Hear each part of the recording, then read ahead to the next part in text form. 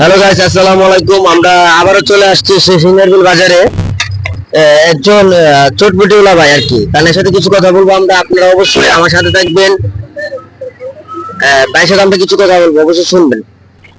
আসসালামু আলাইকুম ভাই। ওয়ালাইকুম আসসালাম ওয়া রাহমাতুল্লাহি ওয়া বারাকাতুহু। ভাই আপনার নাম কি ভাই? মোহাম্মদ কামাল মিয়া। কামাল মিয়া। জি ভাই আপনি কত বছর ধরে মানে দোকান মানে চালাইতেছেন আপনি ভাই? প্রায় 10 বছর ধরে।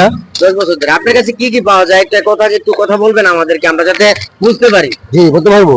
হ্যাঁ বলেন, কি কি জিনিস পাওয়া যাবে? চটপটি আছে, ফুচকা আছে, এই আর কি। আগে হালিম বেচতে, হালিম ছেড়ে দিছি, কারণ ঝামেলা হয় এটা। ঝামেলা হয় নাকি? হ্যাঁ, ঝামেলা হয়। আচ্ছা, হ্যাঁ, তো। আপনি ফুচকা কত করে প্লেট বিক্রি করেন আপনি?